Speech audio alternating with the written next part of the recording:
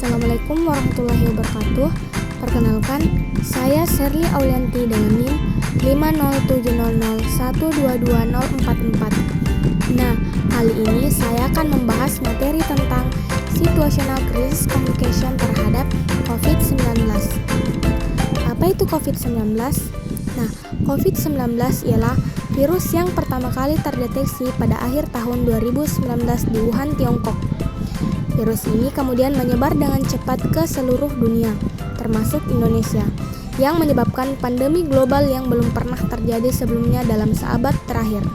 Apa dampak dari COVID-19? Dampak dari COVID-19 ini menimbulkan dampak yang sangat besar secara global, termasuk Indonesia. Pada awal penyebaran COVID, beberapa instansi melakukan PHK terhadap karyawannya agar mengurangi interaksi di kantor. Kemudian, semua fasilitas umum yang dapat menyebabkan kerumunan kemudian ditutup untuk mengurangi interaksi antar masyarakat, mulai dari pasar, mal, dan tempat-tempat masyarakat mencari nafkah bahkan ditutup, sehingga angka kemiskinan di Indonesia meningkat. Tidak hanya itu, angka kematian pun meningkat, baik karena terkena virus ataupun karena kelaparan. Tidak hanya mempengaruhi kondisi sosial, melainkan dari segi pendidikan juga berpengaruh. Karena COVID-19, semua sekolah di seluruh Indonesia diliburkan. Karena adanya COVID-19 ini, jalan di berbagai belahan dunia menjadi sepi. Sehingga di berbagai kota besar, polusi mulai berkurang bahkan hilang. Jadi, selain menimbulkan dampak negatif, adanya COVID-19 ini juga menimbulkan dampak positif. Adapun dampak positif dari COVID-19. Nah, adanya COVID-19 ini menimbulkan dampak positif yang tidak disadari.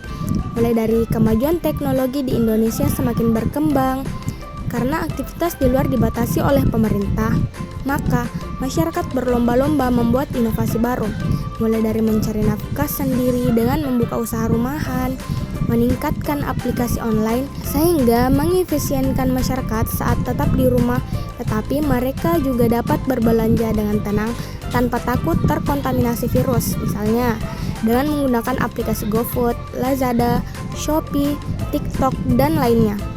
Adapun aplikasi yang berkembang untuk pendidikan, misalnya Zoom dan Google Meet, sehingga terjadi perputaran ekonomi. UMKM lokal semakin meningkat, masyarakat bisa dengan mudah mengenal teknologi, pencemaran udara dan polusi berkurang, dan kemacetan hilang dan lainnya. Adapun tindakan penanganan yang dihimbau oleh pemerintah secara langsung berupa yang pertama lockdown, kedua PSBB atau pembatasan sosial berskala besar, kemudian yang ketiga karantina, yang keempat gerakan 3M yaitu memakai masker, mencuci tangan, dan menjaga jarak. Yang kelima physical distancing atau membatasi jarak dengan masyarakat luar. Dan yang keenam adalah tetap di rumah. Adapun tujuan dari pembatasan sosial ini berupa yang pertama, memutus rantai penularan.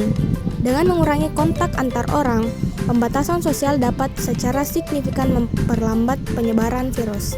Yang kedua, mencegah lonjakan kasus.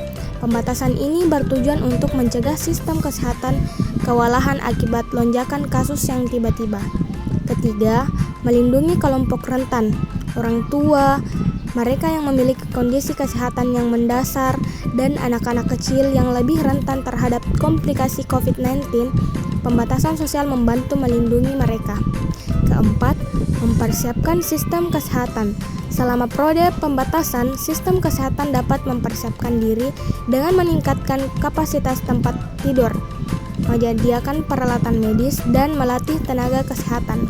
Adapun penanganan pemerintah. Pertama, vaksinasi COVID-19 mulai dari vaksinasi 1, 2, 3, dan vaksin booster 3. Kedua, pemberian dana BLT atau bantuan langsung tunai terhadap masyarakat tanpa memandang status sosial.